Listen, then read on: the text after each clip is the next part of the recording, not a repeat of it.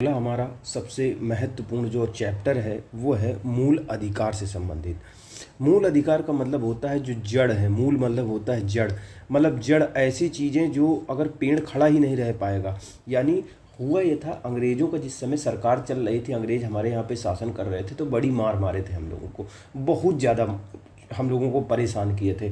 हम लोगों को कोई भी अधिकार नहीं था। तो जो हमारे क्रांतिकारी थे, जो संविधान निर्माता थे, जो उस समय हमारे भारत के नागरिक थे, वो जानते थे कि कौन कौन सी चीज़ें होनी चाहिए, कितनी चीज़ें हमारे पास होना चाहिए कि सरकार न परेशान कर पाए।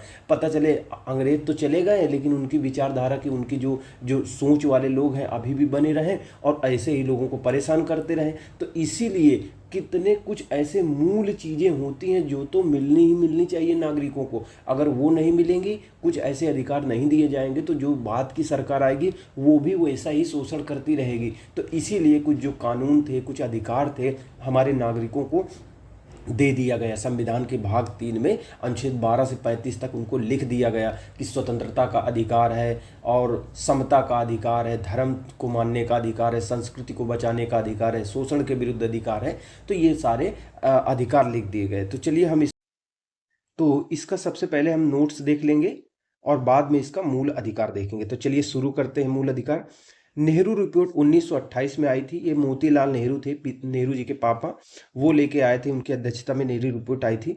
इसमें नेहरू रिपोर्ट द्वारा मूल अधिकारों को भारत के संविधान में सम्मिलित करने की आकांक्षा प्रकट की गई थी। वर्तमान में देखें तो भारतीय संविधान के भाग 3 के अनुच्छेद 12 से 35 तक हमारे मौलिक अधिकारों से संबंधित प्रावधानों को वर्णन किया गया है। हमारे यहाँ पे 6 तरह के मौलिक अधिकार है। कौन कौन से? 6 तरह के। एक होता है समानता का अधिकार कि सभी लोग समान हैं, इसमें छुआछूत के विरुद्ध अधिकार हो जाएगा। सारे अधिकार है, विधि के समक्ष समता का अधिकार है, सभी कानून के समक्ष समान है, सभी को नौकरियों में अधिकार मिलेगा, उपाधियों का इसीलिए अंत कर दिया गया। तो समानता के अधिकार में ये सारे अधिकार शामिल हैं, 14 से 18 तक आते हैं, अनुच्छेद 14 से 18 में। फिर स्वतंत्रता का अधिकार है कि सभी लोग अपनी मर्जी से कुछ बोल सकते हैं, कहीं घूम सकते हैं, कोई संघ बना सकते हैं, कोई बिजनेस कर सकते हैं। ये सारी चीजें, तभी तो आदमी स्वतंत्र रहेगा। तो इस तरह स्वतंत्रता का अधिकार दे दिया गया है कि किसी को कोई गिरफ्तार नहीं कर सकता। अगर किसी के ऊपर कोई आरोप लगाया जाता है तो उसको दोष सिद्ध के संबंध में संरक्षण दिया गया है। ठीक है। और 23 और 24 जो अनुच्छेद है उसमें शोषण के विरुद्ध अधिकार है कि किसी का आप शोषण नहीं कर सकते हो। तो बच्चा है, मान लो आप उसको किसी का व्यापार कर रहे हो, इंसान की खरीदी बेची कर रहे हो, दास प्रथा लगाए हो, घर में जबरदस्ती काम करवा रहे हो, बच्चे को खतरनाक जगह पे काम करवा रहे हो, इंसान की ट्रैफिकिंग करवा रहे हो, तो ये चीजें रोकने के लिए शोषण के विरुद्ध अधिकार है 23 और 24 में। ये सारी चीजें लिख दी गई क्योंकि अंग्रेज तो जबरदस्ती पकड़ लेते थे हम लोगों को। जो आदिवासी लोग थे उनसे कहते थे मिट्टी खोदो, तो जबरन मजदूरी करवाते। तो इन सारी चीजों को हम जान गए थे, हमने इतना शोषण सहा था कि ये चीजें मौलिक हैं, जड़ की तरह है, और ये तो हमारे संविधान में होनी ही होनी चाहिए। नागरिकों को ये अधिकार मिलने ही मिलने चाहिए।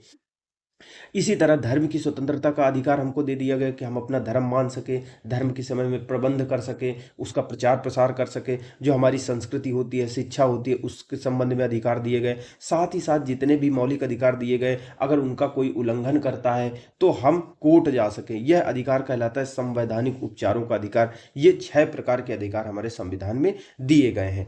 ठीक है। अगला पॉइंट है, भारतीय संविधान में मौलिक अधिकारों को राज्य के कृत्यों के विरुद्ध एक गारंटी के रूप में स्थान दिया गया है। यानी ऐसा माना जाता है कि जब राज्य यानी सरकार, यानी देश में सबसे पावरफुल कौन? सरकार। सरकार ही सबसे ज्यादा पावरफुल है क्योंकि उसी के पास सब कुछ है।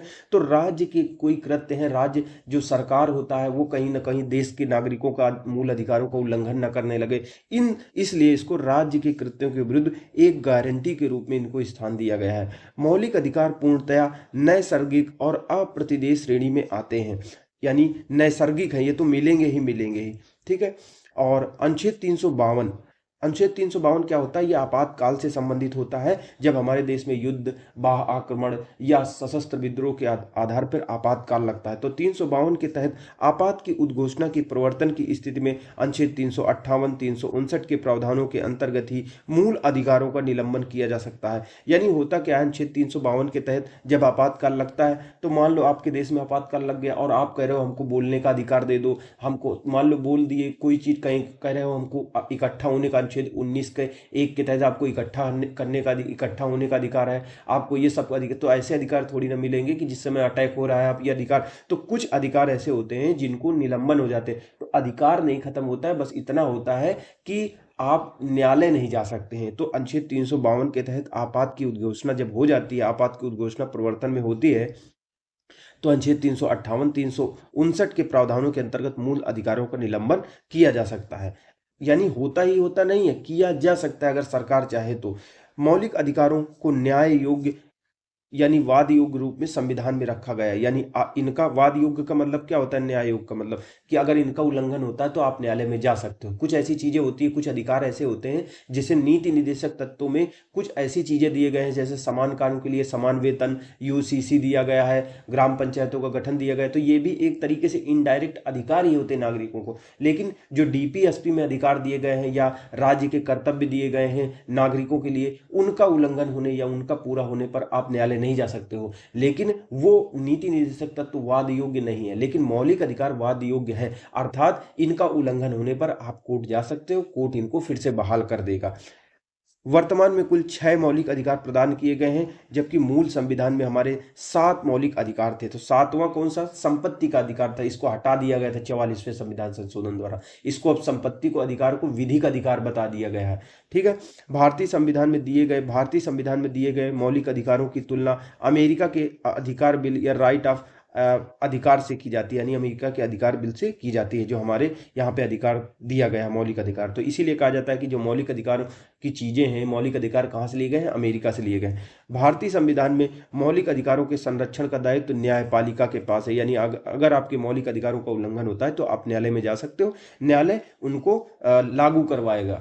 अगर आपको कोई बंदी बना लेता है तो छुड़वाएगी सरकार, कह देगी ये गलत कर रहा है, बंदी प्रत्यक्षीकरण इसके लिए रिट जारी करेगी। ठीक है, कई तरह के रिट होती है, यानी सरकार आदेश देती है कि सरकार को कई तरीके के आदेश न्यायालय पारित करती है, जिनको रिट कहा जाता है, आपके मौलिक अधिकारों के उल्लंघन को रोकने के लिए।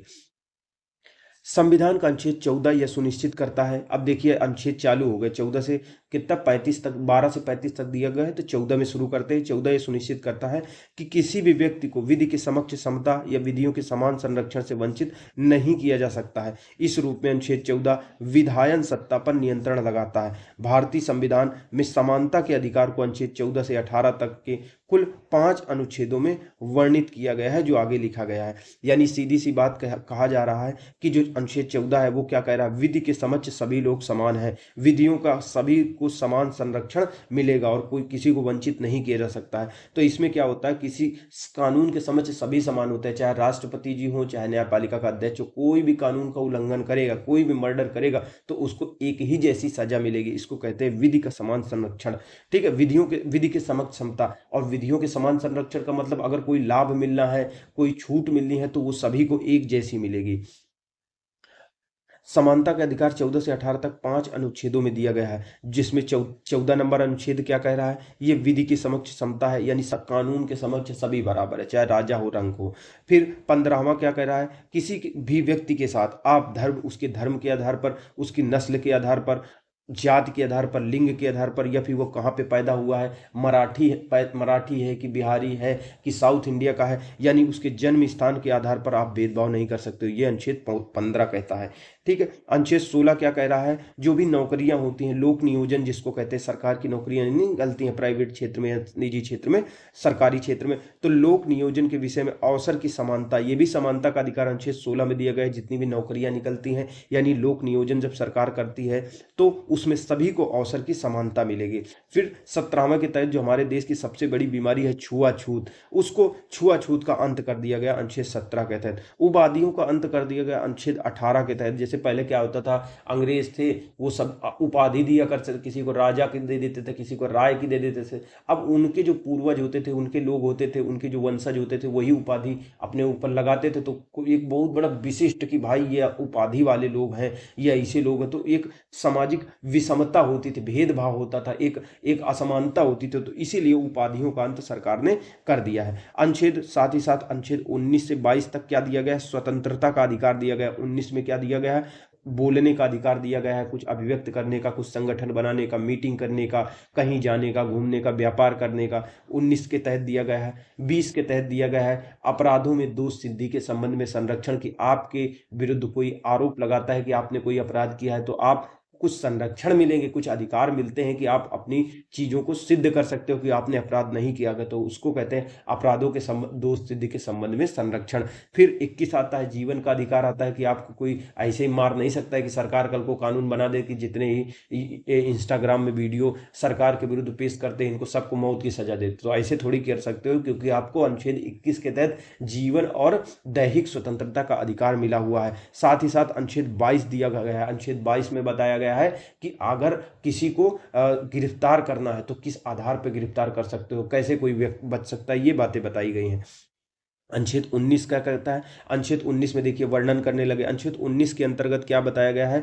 अभिव्यक्ति की स्वतंत्रता सहित कुल 6 प्रकार की स्वतंत्रताएं दी गई हैं। अनुच्छेद 19 के 1 के का में क्या दिया गया? वाक एवं अभिव्यक्ति की स्वतंत्रता दी गई है। ठीक है, इसके अंतर्गत ही समाचार पत्रों की स्वतंत्रता भी आती है। ठीक है, उच्चतम न्यायालय ने अपने अनेक निर्णयों में सूचना के अधिकार को अनुच्छेद 19 के 1 के का के तहत प्रदत्त वाक एवं अभिव्यक्ति की स्वतंत्रता के अधिकार में ही निहित कहा है। यानी 19 के 1 के का के तहत जो आपको कुछ वाक यानी कुछ कहने का अधिकार है, कुछ आपके विचार आया उसको बोल सकते हो, यह अधिकार होता है। इसी के तहत सरकार की आलोचना करने का अधिकार, कुछ भी बात बोलने का आपको अधिकार होता है। जो समाचार पत्र होते हैं उनकी भी स्वतंत्रता होती है, तो उनको कोई अलग से अधिकार नहीं होते। जो 19 के 1 के का के तहत जो सामान्य लोगों को वाक एवं अभिव्यक्ति का अधिकार है, उसी अधिकार के तहत जो समाचार पत्र होते हैं, जो न्यूज़ चैनल होते हैं, उनको भी यही अधिकार मिलता है। साथ ही साथ जो हमको जानने का अधिकार मिला हुआ है, सूचना का अधिकार मिला है, उसको भी उच्चतम न्यायालय ने अपने कई निर्णयों में कह दिया गया है कि 19 के 1 के का के तहत जो वाक एवं अभिव्यक्ति की स्वतंत्रता है, उसी के तहत आपको सूचना का अधिकार भी मिलता है। साथ ही साथ 19 का 1 के खा, देखिए 19 का 1 के का में वाक एवं अभिव्यक्ति की स्वतंत्रता, 19 का 1 का खा, अब 19 का 1 का गा, 19 का 1 का घा, अंगा, ठीक है, उसी तरह चा, फिर छा, ये सब दिया गया है ना।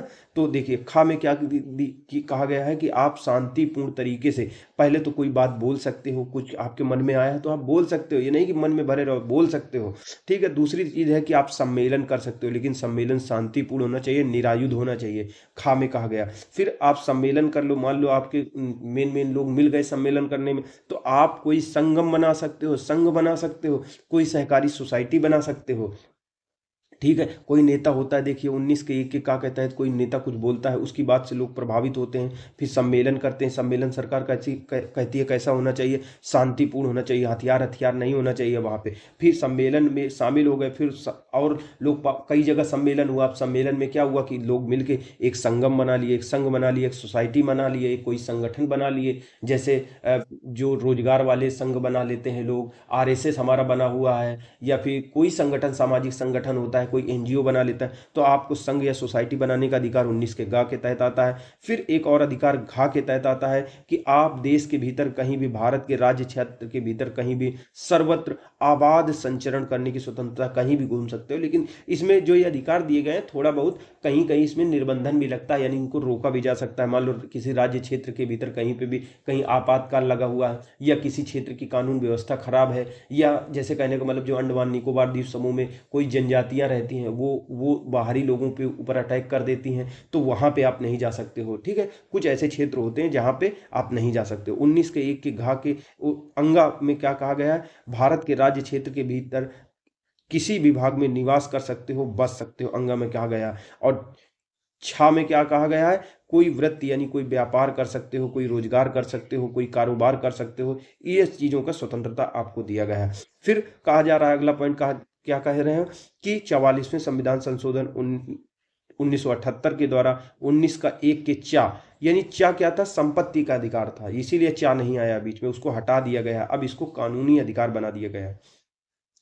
अनुच्छेद 19 का 1 के का से लेकर 19 का 1 के छा तक, ये छा देखिए दिया है, कोई व्यापार, वृत्ति या कारोबार करने तक में दी गई विभिन्न स्वतंत्रताओं पर 19 का 2 से लेकर 19 के 6 तक में दिए गए विभिन्न आधारों पर निर्बंधन यानी रोक लगाई जा सकती है। ठीक है, तो ये जितने भी अधिकार 19 के 1 में दिए गए हैं, 19 का 1 का 19 का 1 का खा, गा, घा, अंगा, फिर दिया गया है, इनके तहत जो अधिकार दिए गए हैं। अब 19 के 2 के तहत सरकार बता रही है, संविधान बता रहा है कि 19 के 2 से लेकर 6 तक में इनमें रोक भी लगती है। तो युक्ति युक्त रोक लगती है, कोई समस्या होती है, कोई तर्क होता है तभी रोक लगाई जा सकती है, नहीं तो नहीं लगाई जा सकती है। अनुच्छेद 20 क्या कह रहा है? अनुच्छेद 20 का संबंध अपराधों के लिए दोष सिद्धि के संबंध में संरक्षण दिया गया है। यानी अगर किसी चीज का अपराध, किसी अपराध का आरोप आपके ऊपर लग रहा है तो आपको कुछ अधिकार मिलेंगे भाई, कि आप सिद्ध कर सको कि आप निर्दोष हो। तो उसी कह रहे हैं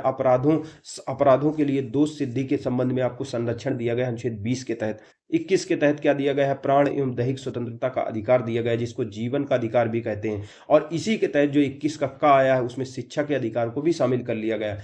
देखिए 21 जो जीवन एवं प्राण एवं दैहिक स्वतंत्रता का अधिकार था, न्यायालय ने अपने अलग अलग निर्णयों के माध्यम से कई ऐसे भी अधिकार मतलब मूल अधिकार में दे दिए हैं, उनको घोषित कर दिया है। जैसे स्वच्छ पर्यावरण का अधिकार, सड़क का अधिकार, स्वच्छ वातावरण का अधिकार, विदेश यात्रा का अधिकार। तो न्यायालय अपने अलग अलग निर्णयों के माध्यम से जो अलग अधिकार है जो संविधान में नहीं दिए गए हैं उनको भी मूल अधिकार मानता चला जा रहा है। इस तरह से जो प्राण एवं दैहिक स्वतंत्रता का अधिकार है जो अनुच्छेद 21 है उसका लगातार विस्तार होता चला जा रहा है। अनुच्छेद 22 क्या कह रहा है? अनुच्छेद 22 में कुछ दशाओं में गिरफ्तारी और निरोध से संरक्षण का प्रावधान किया गया है कि सर आपको अगर कोई पुलिस गिरफ्तार करने आती है किसी वजह से, मान लो गिरफ्तार करने आती है, आप कोई सजा हुई, आपको गिरफ्तार कर लिया गया, या फिर अगर आपसे ये कहा जा रहा है कि आप कोई क्राइम कर सकते हैं, जैसे कि किसी नेता को, जैसे सोनम वांगचुक को गिरफ्तार कर लिया गया, कह दिया गया ये देश के लिए खतरा है, एनएचए लगा दिया गया कि आप बाद में कोई अपराध कर सकते हो। तो जो निरोध होता है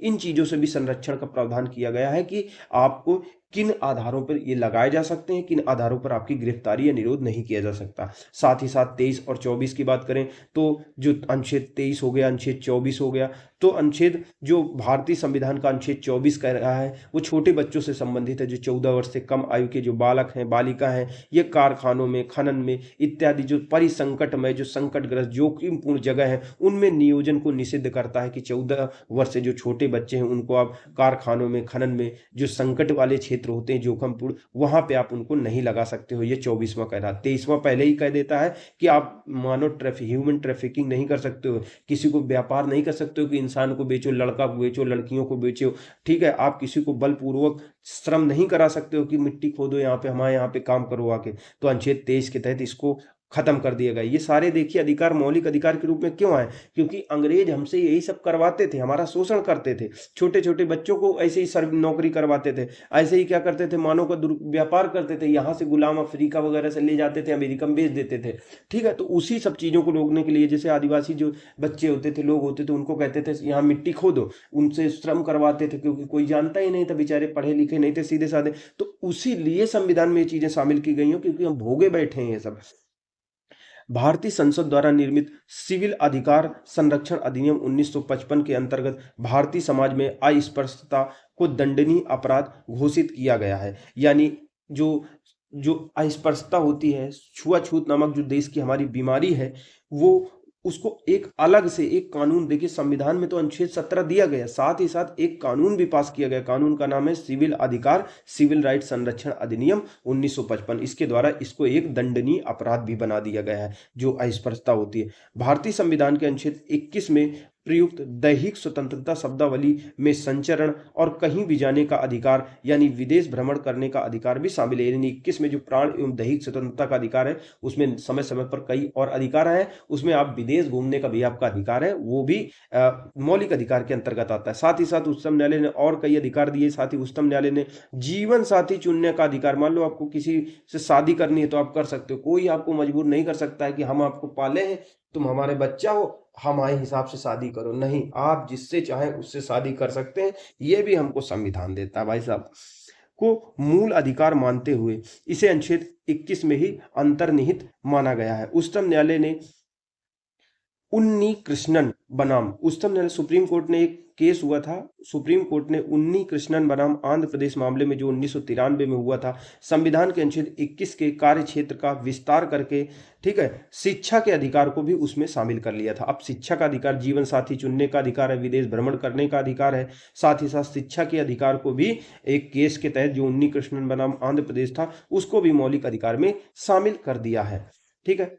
धार्मिक स्वतंत्रता का अधिकार अनुच्छेद 25 में दिया गया है, यानी किसी भी व्यक्ति को अपना धर्म मानने का अधिकार है, उसका प्रचार करने का अधिकार है, ठीक है, उसके हिसाब से चलने का अधिकार है। धार्मिक स्वतंत्रता 25 से 28 तक दी गई है। धार्मिक स्वतंत्रता का अधिकार अनुच्छेद 25 के अंतर्गत प्रत्येक व्यक्ति को अपने धर्म का प्रचार करने का अधिकार है, जिसमें सिखों को कृपाण यानी तलवार रखने का अधिकार एवं ये अधिकार उसमें समाहित है। सिख होते हैं, 5 चीजें उनके धर्म का मूल हिस्सा होती है, जैसे पगड़ी होती है, कच्छा होता है, कटार होता है, केस होते हैं। तो इसमें कृपाण जो होता है, तो छोटी तलवार, बड़ी तलवार नहीं रखने का अधिकार होता है, छोटी कृपाण रख सकते हैं, ये उनको मूल अधिकार के अंतर्गत आता है। साथ ही साथ 25वें के तहत आपको धर्म को मानने का अधिकार है। 26वें के तहत क्या है, धार्मिक कार्यों के प्रबंध की स्वतंत्रता, जैसे आप मान लीजिए कोई भंडारा कराना चाहता है, कोई कह रहा है कोई धार्मिक सम्मेलन कराएंगे, जागरण कराएंगे, तो करो भाई, आपका अधिकार है, संविधान देता है आपको यह अधिकार। अनुच्छेद 29 का संबंध अल्पसंख्यक वर्गों के हितों के संरक्षण से संबंधित है, यानी जो जो अल्पसंख्यक वर्ग होते हैं, चाहे वो भाषा के आधार पर अल्पसंख्यक हो, चाहे धर्म के आधार पर हो, वो अपने हितों का संरक्षण कर सकते हैं। अनुच्छेद 30 में अल्पसंख्यक वर्गों के शिक्षा संस्थाओं की स्थापना और प्रशासन के अधिकार से संबंधित है, यानी अल्पसंख्यक वर्ग अपने हितों का संरक्षण कर सकते हैं 29 के तहत। 30 के तहत यही अल्पसंख्यक वर्ग चाहे तो अपनी मनपसंद की अपनी भाषा, अपनी शिक्षा, अपनी संस्कृति का प्रचार प्रसार करने के लिए, जीवित करने के लिए, संवर्धन करने के लिए शिक्षा संस्थाओं की स्थापना कर सकते हैं, फिर उनका प्रशासन भी कर सकते हैं। यह अधिकार उनको संविधान देता है। भारतीय संविधान के 44वें संविधान संशोधन अधिनियम 1978 द्वारा संपत्ति के अधिकार को मूल अधिकार की श्रेणी से हटाकर अनुच्छेद 300 का के तहत विधिक अधिकार की श्रेणी में डाल दिया गया था। ठीक है, तो पहले क्या था, जो संपत्ति का अधिकार था ये भी मूल अधिकार आता था, लेकिन समस्या इससे ये हुई, जैसे जमींदारी उन्मूलन करना है, हमारे देश का भूमि सुधार कानून लागू करने हैं, तो उसमें क्या होता था, कोई कहता था नहीं हमारी जमीन है, हम इसको सरकार को नहीं दे सकते हैं। अब मान लो 2000 एकड़ तुम्हारे पास जमीन है, तुमने भी खुद कमाई, मान लो जो थे वो खुद तो कमाए नहीं थे, अंग्रेजों से उनको मिली हुई थी, क्योंकि अंग्रेजों का उन्होंने सपोर्ट किया था। अब वो फिर से जारी आगे रहेगा तो इससे भेदभाव होगा, शोषण बढ़ेगा, सामंतवादी व्यवस्था आएगी, हमारा देश पीछे हो जाएगा। तो सरकार चाहती थी कि इसमें कानून बनाए। इंदिरा गांधी लेके आ रहे थे सुधार, तो उधर लोग न्यायालय में चले जा रहे थे, तो न्यायालय कह देता रहा था ये मूल अधिकार है, आप मूल अधिकार, संपत्ति का अधिकार मूल अधिकार है, मूल अधिकार का उल्लंघन नहीं हो सकता था।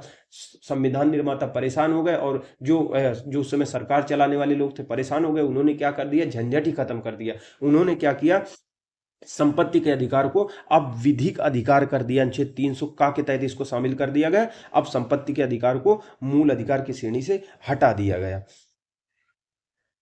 भारतीय संविधान के अनुच्छेद 32 के अंतर्गत संवैधानिक उपचारों का अधिकार उल्लिखित किया गया, यानी अनुच्छेद 32 में कहा जा रहा है कि अगर जितने भी मौलिक अधिकार आपको 5 प्रकार के दे दी गए, समानता का अधिकार, स्वतंत्रता का अधिकार, शोषण के विरुद्ध अधिकार, धर्म का अधिकार, संस्कृति का अधिकार, ये सब अधिकार मिल गए, तो ये जितने भी अधिकार मिल सके, अगर इनका उल्लंघन होता है तो आप न्यायालय दे जा सकते हो। इसको कहते हैं संवैधानिक उपचारों का अधिकार। तो ये मिला है अनुच्छेद 32 के तहत, आप सीधे सुप्रीम कोर्ट में जा सकते हो अनुच्छेद 32 के तहत। ठीक है, तो इसको अम्बेडकर साहब ने क्या कहा था, इसको डॉक्टर अम्बेडकर ने कहा था ये संविधान की आत्मा है। मूल अधिकारों के न्यायिक संरक्षण हेतु अनुच्छेद 32 के अंतर्गत उच्चतम न्यायालय तथा अनुच्छेद 226 के अंतर्गत उच्च न्यायालय को शक्ति प्रदान की गई है। यानी अगर आपके मूल अधिकारों का उल्लंघन होता है तो अनुच्छेद 26 के तहत आप हाई कोर्ट, यानी हाई कोर्ट, सुप्रीम कोर्ट दोनों जगह जा सकते हो। हाई कोर्ट जो कार्यवाही करेगा आपके मूल अधिकारों को लागू कराने के लिए अनुच्छेद 226 के तहत करेगा। सुप्रीम कोर्ट जो कार्यवाही करेगा अनुच्छेद 32 के तहत करेगा। अगला पॉइंट देखते हैं, सर्वोच्च न्यायालय यानी सुप्रीम कोर्ट, हाई कोर्ट मूल अधिकारों का प्रवर्तन करने के लिए अनुच्छेद 32, अनुच्छेद 226 के तहत कई प्रकार के विशेष आदेश जारी कर सकते हैं, जिन्हें प्रादेश या रिट कहते हैं। मान लो सुप्रीम कोर्ट, हाई कोर्ट है, अब इनके पास कोई सुप्रीम कोर्ट सीधे चला गया या हाई कोर्ट चला गया, ठीक है, तो ये मूल अधिकारों को कैसे लागू करवाते हैं, तो कई ये आदेश देते हैं, एक विशेष प्रकार के आदेश होते हैं, इनको प्रादेश या रिट कहा जाता है। इसमें कई महत्वपूर्ण आदेश होते हैं, जैसे एक सबसे महत्वपूर्ण होता है बंदी प्रत्यक्षीकरण। किसी को कोई जेल में बंद कर दिया, किसी सरकार ने बंद कर दिया या किसी व्यक्ति ने बंद कर दिया, तो सरकार जो, अब न्यायालय जब जाते हो तो न्यायालय कहता है कि उसको बंदी को, जो आप बंदी बना कर रखे हो, हमारे सामने लेके आओ, पूरा सशरीर लेके आओ, सही से लेके आओ। परमादेश होता है, प्रतिषेध होता है, और एक और होता है, 2 और होते हैं, प्रतिषेध होता है, अधिकार परीक्षा होता है और उत्प्रेषण होता है। ये 5 प्रकार की रिट जारी की जाती हैं मूल अधिकारों को लागू करवाने के लिए। बंदी प्रत्यक्षीकरण क्या होता है इसके बारे में समझ लेते हैं।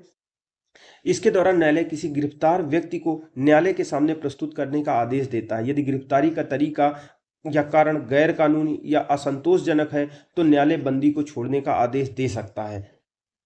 ये 5 प्रकार की रिट मतलब जो सर्वोच्च न्यायालय, उच्च न्यायालय जारी कर सकता है। देखिए, सबसे पहले होता है बंदी प्रत्यक्षीकरण। बंदी प्रत्यक्षीकरण में क्या होता है, जैसे किसी व्यक्ति को सरकार कहीं बंद कर ले, मतलब आए आपके घर में रात को और पुलिस उठा ले जाए कि आपने सरकार के खिलाफ कोई पोस्ट किया है या सरकार के खिलाफ आप बयानबाजी कर रहे हो, तो जो उसके घर वाले होते हैं वो सरकार से यानी हाई कोर्ट, सुप्रीम कोर्ट जाके बंदी प्रत्यक्षीकरण की के मामले में यानी सरकार के पास जा सकते हैं, और जो यानी न्यायालय में जा सकते हैं जो उसके परिवार वाले हैं, और न्यायालय बंदी प्रत्यक्षीकरण जारी कर सकता है कि जिस व्यक्ति को तुमने पकड़ा है उसको तुरंत क्या कहते हैं सामने लाओ। और जब सरकार पाती है कि न्यायालय जब अगर पाता है कि ये गलत है, गिरफ्तारी इन्होंने जो बंदी बना के रखा है गलत रखा है, तो तुरंत छोड़ने का अधिकार देती है, उसको कहते हैं बंदी प्रत्यक्षीकरण। परमादेश क्या होता है, परमादेश वह होता है, यह आदेश तब जारी किया जाता है जब न्यायालय को लगता है कि कोई सार्वजनिक पदाधिकारी अपने कानूनी और संवैधानिक दायित्वों का पालन नहीं कर रहा होता है, इससे किसी व्यक्ति का मौलिक अधिकार प्रभावित हो रहा है। मान लो परमादेश का मतलब होता है परम आदेश, ऊपर से आदेश आया। तो सर्वोच्च न्यायालय क्या करता है, हाई कोर्ट क्या करता है, मान लो आपका किसी स्कूल में, किसी यूनिवर्सिटी में एडमिशन हुआ और आपके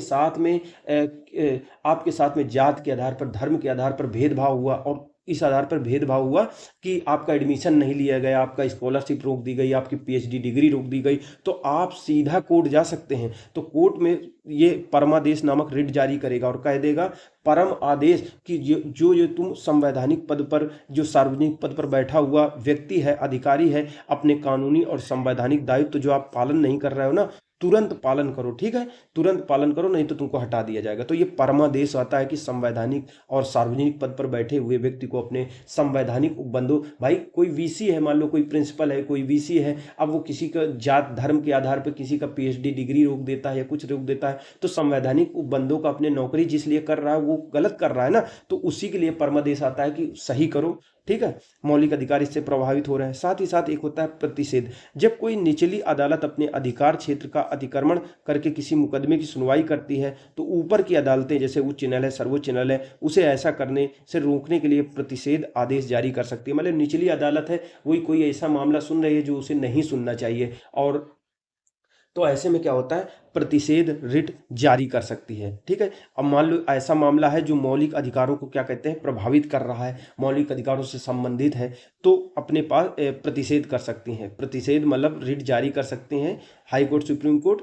और अधिकार परीक्षा का मतलब होता है जैसे विधि के समक्ष आप जानते हो सब बराबर है, लेकिन किसी पद पर किसी ऐसे व्यक्ति को नियुक्त कर दिया जाता है जो उसके योग्य ही नहीं है। जैसे वीसी बनने के लिए पीएचडी की डिग्री चाहिए, मास्टर बनने के लिए ये करना, बीएड करना चाहिए, लेकिन अगर आप पद में नियुक्त कर दिया, घूस घास लेके आप नियुक्त हो गए, तो अगर कोई आपके खिलाफ चला जाता है, वो केस में चला जाता है, कोई जांच बैठ जाती है, तो न्यायालय कौन सा रिट जारी करता है, अधिकार परीक्षा की। किस अधिकार पूछता है कि किस अधिकार से तुम अपने पद पे बैठे हुए, और अगर आपके पास में जो योग्यता नहीं होती है, गलत तरीके से तो आपको हटा दिया जाता है। जब न्यायालय को लगता है कि कोई व्यक्ति ऐसे पद पर नियुक्त हो गया है जिस पर उसका कोई कानूनी हक नहीं है, तब न्यायालय अधिकार परीक्षा आदेश के द्वारा उसे उस पद पर कार्य करने से रोक देता है। उत्प्रेषण का मतलब होता है कि जैसे निचली अदालत है, तो निचली अदालत में प्रतिषेध करके किसी मामला जो उसके अधिकार क्षेत्र में नहीं आता था उसको रोक दिया, प्रतिषेध रिट जारी करके, फिर उत्प्रेषण द्वारा उसको अपने पास बुला लेता है कि वो सही से डिसीजन दे सके। जब कोई निचली अदालत या सरकारी अधिकारी बिना अधिकार के कोई काम करता है, तो न्यायालय उसके समक्ष विचाराधीन मामले को उससे लेकर उत्प्रेषण द्वारा उसे ऊपर की अदालत या अधिकारी को हस्तांतरित कर देता है। ठीक है, अगला पॉइंट हम देखते हैं। ये 5 प्रकार की हमारी रीट हो गई। अब हम अगले पॉइंट की तरफ बढ़ते हैं। संविधान के अनुच्छेद 32 के तहत युद्ध या बाह्य आक्रमण के कारण राष्ट्रपति द्वारा आपातकाल की उद्घोषणा किए जाने पर अनुच्छेद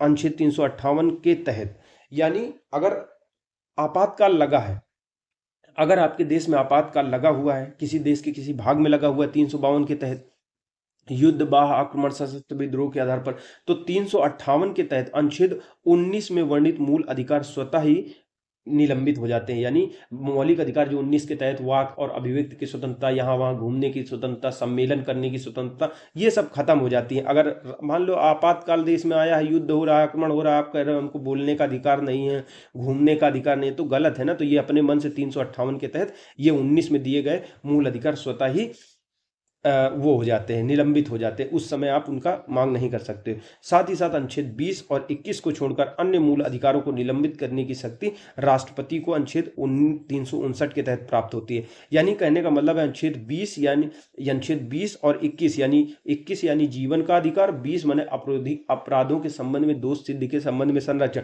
यानी 20-21 किसी भी हालात में निलंबित नहीं हो सकते। बाकी के 19 तो पहले ही हो जाएगा 58 के तहत। 59 के तहत अगर करना है तो 20-21 को छोड़ करके और सभी हो सकते हैं। अगर राष्ट्रपति चाहेगा तो 20-21 को छोड़कर अन्य मौलिक अधिकारों को भी निलंबित कर सकता है। भारतीय संविधान में 44वें संविधान संशोधन के पश्चात अनुच्छेद 20 एवं 21 के अंतर्गत प्राप्त मौलिक अधिकारों को निलंबित नहीं किया जा सकता है। यह 44वें संविधान संशोधन द्वारा ऐसा किया गया है। बच्चन सिंह बनाम, अगला पॉइंट, बच्चन सिंह बनाम पंजाब राज्य के मामले में उच्चतम न्यायालय ने बहुमत के निर्णय से यह अभिनिर्धारित किया कि मृत्यु कारित करने के लिए मृत्यु दंड का वैकल्पिक दंड अनुच्छेद 14, 19, 21 का अतिक्रमण नहीं करता और संवैधानिक होता है। तो इस तरह से हमारे जितने भी नोट्स है वो खत्म हो गया। अब हम क्वेश्चन इसके आंसर देखते हैं। तो चलिए शुरू करते हैं। पहला नंबर क्वेश्चन, निम्नलिखित में से कौन सा कारक किसी उदार लोकतंत्र में स्वतंत्रता की सर्वोत्तम सुरक्षा को नियत करता है? यानी उदार लोकतंत्र यानी हमारे लोकतंत्र में स्वतंत्रता की सर्वोत्तम सुरक्षा, यानी स्वतंत्र कब होगे ये कैसे माना जाता है? तो अगर आपके यहाँ एक प्रतिबद्ध न्यायपालिका का मतलब ये होता है सरकार की जो बातें उनको मानने वाला। तो प्रतिबद्ध न्यायपालिका है तो वो थोड़ी ना सरकार के विरुद्ध, कोई सरकार मान लो आपके अधिकारों का उल्लंघन करती है तो वो तो उसी का बोली बोलेगी। ठीक है। साथ ही साथ क्या होता है निर्वाचित सरकार, तो निर्वाचित सरकार मान लो अगर स्वयं निर्वाचित हो गई है, आपके मूल अधिकारों का उल्लंघन कर रहा है तो कौन बचाएगा? अगर शक्तियों का केंद्रीकरण हो जाए, एक ही व्यक्ति के पास सारा पावर हो जाए तो आपकी स्वतंत्रता कैसे सुनिश्चित होगी? ये पॉइंट सबसे उपयुक्त है इसमें कि शक्तियों का पृथक्करण, यानी शक्ति सेपरेशन ऑफ पावर अगर रहेगा, विधायिका, कार्यपालिका, न्यायपालिका, पावर बटा रहेगा तो एक गलत करेगा तो दूसरा उसको टोकेगा, भले ही निर्वाचित सरकार हो, न्यायपालिका हो, कुछ भी हो। ठीक है। तो चलिए व्याख्या पढ़ते हैं। एक प्रतिबद्ध न्यायपालिका से तात्पर्य होता है कि जब न्यायपालिका सरकार या सत्तारूढ़ दल की नीतियों के संदर्भ में प्रतिबद्ध हो। अतः ऐसी न्यायपालिका सरकार की नीतियों के विरुद्ध जाकर नागरिकों, विशेष करके जो सरकार से मत भिन्नता रखने वाले जो लोग हैं, इनकी स्वतंत्रता कैसे सुरक्षा रख सकती है? अगर प्रतिबद्ध न्यायपालिका तो रख ही नहीं सकती। साथ ही साथ अगला पॉइंट है, शक्तियों का केंद्रीकरण अगर हो जाता है, ठीक है, लोकतांत्रिक संरचना में शीर्ष नेताओं के पास ही निर्णय क्षमता को केंद्रित करता है। अगर केंद्रीकरण बढ़ता है तो क्या होता है? तानाशाही प्रवृत्तियों को बल मिलता है। इससे नागरिकों की स्वतंत्रता कैसे बहाल होगी? ये तो और प्रभावित होगी। साथ ही साथ अगला पॉइंट कह रहा है, निर्वाचित सरकार नागरिकों की प्रतिनिधि होने के कारण स्वतंत्रता की संरक्षक मानी जाती। मतलब निर्वाचित सरकार है तो हो सकता है कि नागरिकों की स्वतंत्रता को देखे, लेकिन मान लो किसी ने उसको वोट नहीं दिया तब उसके विरुद्ध नहीं काम कर सकती है। परंतु निर्वाचित सरकार की स्थिति में भी अल्पमत नागरिकों की स्वतंत्रता, जो वोट नहीं देते हैं या अल्पमत वाले जो लोग हैं, जिसको एक को बहुमत मिलेगा दूसरे को नहीं मिलेगा, तो जिसको नहीं बहुमत मिला उसको परेशान नहीं कर सकती है सरकार। तो अल्पमत नागरिकों की स्वतंत्रता विभिन्न प्रकार से प्रभावित हो सकती है। अगला जो पॉइंट है, शक्तियों के पृथक्करण। शक्तियों का पृथक्करण का तात्पर्य होता है कि जो तीन अंगों, शासन के तीन अंग हैं, विधायिका, कार्यपालिका और न्यायपालिका की शक्तियों का स्पष्ट बंटवारा कर देना, पृथक्करण कर देना। जब शक्तियों का बंटवारा रहेगा तो इस स्थिति में शासन के किसी एक अंग द्वारा अपनी शक्तियों का अगर दुरुपयोग किया जाएगा तो दूसरे अंग द्वारा उसका निरोध किया जाएगा, विरोध किया जाएगा, और इस प्रकार शासन के तीनों अंगों में संतुलन बना रहता है और तानाशाही की प्रवृत्तियों की समुचित रूप से रोकथाम संभव हो पाता है। अतः शक्तियों का जो पृथक्करण है, यही किसी उदार लोकतंत्र में नागरिकों की स्वतंत्रता की सर्वोत्तम सुरक्षा को सुनिश्चित करता है।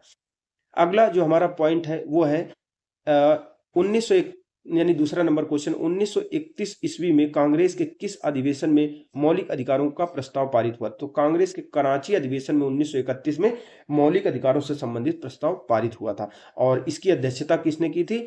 सरदार पटेल जी ने की थी। तीसरा नंबर क्वेश्चन है, निम्नलिखित में से कौन सा एक सही है? पहला ही सही है। भारतीय संविधान में मूल अधिकारों को शामिल करने के लिए नेहरू रिपोर्ट ने समर्थन किया था। नेहरू जी के पापा थे मोतीलाल नेहरू, उन्होंने एक नेहरू रिपोर्ट निकाले थे और उसमें मूल अधिकारों को समर्थन किया था। अगला चौथा नंबर क्वेश्चन है, मौलिक अधिकारों के बारे में निम्नलिखित शब्द किसने कहे थे? किसने कहा था कि एक मौलिक अधिकार, यानी एक मौलिक अधिकार को उस क्षण की किसी विशेष कठिनाई के दृष्टिकोण से नहीं देखा जाना चाहिए, यानी बल्कि ऐसी चीज के रूप में जिसे आप संविधान में स्थायी बनाना चाहते हैं। यानी इसका सीधा सा मतलब है, मौलिक अधिकार को ऐसे नहीं देखना चाहिए कि कोई गलत चीज है, बल्कि ऐसा देखना चाहिए कि ये जरूर होना चाहिए। ऐसा नेहरू जी ने कहा था। देखिए, नेहरू जी ने कहा था मौलिक अधिकारों पर अंतरिम रिपोर्ट को संविधान सभा द्वारा अपनाए जाने का प्रस्ताव रखते हुए 1947 में नेहरू जी ने यही बात कही थी। अंग्रेजी में अगर इसको पढ़ें तो समझ में ज्यादा अच्छे से आता है। A fundamental right should be looked upon, मतलब जो हमारे मौलिक अधिकार उनको ऐसा देखा जाना चाहिए। कैसा देखना चाहिए? Not from the point of view of any particular difficulty, मतलब कोई गलत चीज की तरह नहीं देखना चाहिए ऑफ द मूवमेंट की, बट एज समथिंग, बट कुछ ऐसा देखना चाहिए दैट यू वांट टू, जिसको आप चाहते हैं, make permanent in this constitution. मतलब डिफिकल्ट या कठिन या गलत चीज नहीं है, बल्कि यह ऐसा समझो कि ये स्वयं आप ही चाहते हो, देश के लिए अच्छा है। मौलिक अधिकार का मतलब ये है। पांचवा नंबर क्वेश्चन, निम्नलिखित में से किस व्यक्ति ने मूल अधिकारों को हमारे लोगों के लिए एक प्रतिज्ञा सभ्य विश्व के साथ किया गया समझौता कहा था? तो मौलिक अधिकारों को किसने ये सब बड़े बड़े शब्द कहे थे? राधा कृष्णन जी ने कहा था, जो मौलिक अधिकार है हमारे लोगों के लिए एक प्रतिज्ञा है, सभ्य विश्व के साथ किया गया एक समझौता है। ठीक है। और मौलिक अधिकार क्या है? मौलिक अधिकार वाद योग्य होते हैं। वाद योग्य का मतलब होता है अगर इनका उल्लंघन होता है आप न्यायालय जा सकते हैं। भारतीय संविधान में सामाजिक आर्थिक एजेंडे को साकारित करने के लिए वाद योग्य और अवाद योग्य दोनों तरह की व्यवस्थाएं समाहित की गई। यानी वाद योग का मतलब होता है जिनके उल्लंघन होने पर, जिनके पूरा न होने पर आप न्यायालय जा सकते हो। अवाद योग में जिनका पूरा होने पर आप न्यायालय नहीं जा सकते हो। तो जो सामाजिक आर्थिक एजेंडा का मतलब होता है, हम समाज में चाहते हैं समानता हो, सबको सम्मान मिले, सबकी गरिमा सुरक्षित रहे, सब बढ़े, सब पढ़े, सबका साथ सबका विकास। इसी तरह आर्थिक स्तर पर भी सभी लोगों का विकास हो, हमारा देश फिर से सोने की चिड़िया बने, ये सब चाहते हैं। लेकिन अगर इसको साकारित करने के लिए अगर मौलिक अधिकार में जो बातें दी गई हैं कि मौलिक अधिकार व्यक्ति को आगे बढ़ने का अवसर देते हैं, और एक होते हैं नीति निर्देशक सिद्धांत। तो नीति निर्देशक सिद्धांत भी लोगों को आगे बढ़ने का अवसर देते हैं। जैसे समान कार्य के लिए समान वेतन आता है, महिला के अधिकारों की बात करते हैं, महिलाओं को प्रेगनेंसी के समय छुट्टी देने की बात आती है, फिर जानवर पर्यावरण का संरक्षण करने की बात आती है। ये सब सारी बातें की गई हैं, लेकिन वो पूरा अगर नहीं हो पाता किसी तरह सरकार पूरा, तो उनके लिए आप न्यायालय नहीं जा सकते हो। तो यानी वो अवाद योग्य होते हैं। ठीक है। सातवां नंबर क्वेश्चन है, अधिकारों को मूल अधिकार कहा जाता है क्यों? अधिकारों को आप मूल अधिकार क्यों कह रहे हो? मूल अधिकार इसलिए कह रहे हो, पहला चौथा पांचवा, पहला चौथा पांचवा ये संविधान में उल्लेखित है। ये व्यक्तित्व विकास के लिए आवश्यक होते हैं। यानी किसी भी व्यक्ति का अगर विकास करना है तो सबसे पहले समानता होनी चाहिए। ठीक है, स्वतंत्रता होनी चाहिए, कुछ भी बोल दे, शोषण नहीं होना चाहिए उसका, अपना धर्म अपना संस्कृति मान सके, तभी तो व्यक्तित्व विकास हो पाएगा। तो यानी संविधान में उल्लेखित है, व्यक्तित्व विकास के लिए आवश्यक होते हैं। संसद इसके विरुद्ध कानून नहीं बना सकती। तो ये चीजें आ जाती हैं। तो चलिए देखते हैं कि स्वतंत्रता संघर्ष के दौरान जिस समय हम अंग्रेजों से लड़ रहे थे, तो जो स्वतंत्रता आंदोलन के हमारे नेता थे, जो क्रांतिकारी थे, उन्होंने अधिकारों के महत्व को समझा था। वो जान रहे थे कि कितना हमको परेशान किए हैं, कितना हमारा शोषण किए हैं। अंग्रेजों को ज्यादा वेतन मिलता है, हमको कम वेतन मिलता है। अंग्रेज अच्छी बस्ती में रहते हैं, हमको वहां जाने नहीं दिया जाता है। इतने सारे भेदभाव हो रहे हैं, अंग्रेज ऊंचे पद पे इकट्ठा हो सकते हैं, हम ऊंचे पद पे नहीं हो सकते। तो ये जितनी चीजें देख रहे थे, जितने शोषण से, जितने अपने धर्म को लोग प्रचार कर रहे थे, हमारे धर्म को नीचा दिखा रहे थे। ठीक है, तो इन सभी चीजों को जबरन मजदूरी करा रहे थे, जबरन क्या कहते हैं, लोगों से टैक्स ले रहे थे, मतलब कि लोगों को तरह तरह से परेशान कर रहे थे। तो ये सब देख रहे थे। इन सभी महत्व को हमारे आंदोलनकारियों ने, हमारे नेताओं ने, हमारे संविधान निर्माताओं से बहुत नजदीक से देखा था। संविधान निर्माताओं ने स्वतंत्रता के बाद जब हम आजाद हुए, तो संविधान निर्माण के दौरान संविधान में अधिकारों का समावेश करने, उन्हें सुरक्षित रखने के उद्देश्य से संविधान में उन अधिकारों को सूचीबद्ध किया गया। यानी देख लिया गया, भैया लिख के रख लिया गया, एक एक अधिकार लिख लिया गया कि देखो ये तो होने ही चाहिए, ये तो मूल है, ये तो जड़ है। जिन्हें सुरक्षा देनी थी और उन्हें मौलिक अधिकार कहा गया, मौलिक अधिकारों की संज्ञा दी गई। यह अधिकार, ये जो अधिकार मिले अत्यधिक महत्वपूर्ण है और इसीलिए उन्हें संविधान में सूचीबद्ध किया गया, एक एक करके लिख दिया गया। व्यक्तित्व, किसी व्यक्ति का व्यक्तित्व विकास के लिए ये इतने महत्वपूर्ण होते हैं कि संविधान स्वयं ये सुनिश्चित करना है कि सरकार भी उनका उल्लंघन न कर सके। सोचो, मौलिक अधिकारों को सरकार भी उल्लंघन नहीं कर सकती, ये इतने महत्वपूर्ण होते हैं किसी व्यक्ति के व्यक्तित्व का विकास करने के लिए। संविधान में मूल अधिकारों का उल्लेख अधिकारों के महत्व को दर्शाता है। इन अधिकारों के अभाव में व्यक्ति के व्यक्तित्व का सर्वोत्तम विकास नहीं हो सकता। मान लो किसी का आप शोषण करते रहो, बच्चे को बचपन से ही मजदूरी में लगा दो, शिक्षा न दो, किसी को जबरन घर से उठा के ले जाओ, जेल में बंद कर दो, उसको धर्म को मानने की आजादी न दो, विधि के समान जो बड़ा अधिकारी बन जाए उसको ज्यादा पावर दे दो, विधि की समझ क्षमता न हो, तो किसी का सर्वोत्तम विकास हो सकता है? सबका नहीं हो सकता है। संविधान के अनुच्छेद 13 के अंतर्गत यह प्रावधान, यानी 13 में तो स्पष्ट रूप से कह दिया गया कि कोई भी विधि अगर सरकार बनाती है और वो मौलिक अधिकारों के अगेंस्ट जाती है तो वो उसी सीमा तक शून्य हो जाएगी। संविधान के अनुच्छेद 13 के अंतर्गत यह प्रावधान किया गया है, किसी भी अध्यादेश या कोई अधिनियम जो सरकार पास करती है, इसके द्वारा अगर मौलिक अधिकारों को छीण किया जाता है, कम किया जाता है, तो समाप्त नहीं किया जा सकता है, उसको छीण नहीं किया जा सकता, समाप्त नहीं किया जा सकता। और मान लो मौलिक अधिकारों को कोई कानून सरकार का बना हुआ छीण करता है, कमजोर करता है, तो वो उसी सीमा तक उसी समय शून्य हो जाएगा। प्रजातांत्रिक, लोकतांत्रिक, लोक कल्याणकारी अवधारणा शासन प्रक्रिया से संबंध है, अधिकारों से संबंध नहीं है। अगला पॉइंट हमारा 8वां नंबर क्वेश्चन कह रहा है मौलिक अधिकार आपातकालीन की स्थिति में निलंबित किए जा सकते हैं। हमने देखा अनुच्छेद 19 को निलंबित किया जा सकता है और 20 और 21 को छोड़ करके किसी भी अधिकार को राष्ट्रपति चाहे तो उसको निलंबित कर सकता है। ठीक है। मौलिक अधिकार नैसर्गिक हैं, अप्रतिदेय अधिकार हैं, जो राज्य के कृत्य के विरुद्ध एक गारंटी के रूप में होते हैं कि राज्य भी उनका उल्लंघन नहीं कर सकता है। इन्हें केवल आपातकाल की स्थिति में ही निलंबित किया जा सकता है। अनुच्छेद 358, 359 में आपातकाल की उस घोषणा के प्रवर्तन की स्थिति में मूल अधिकारों के निलंबन संबंधी प्रावधान का वर्णन किया गया है। 9वां नंबर क्वेश्चन कह रहा है भारत में मौलिक अधिकारों के संबंध में निम्न वक्तव्यों पर विचार कीजिए।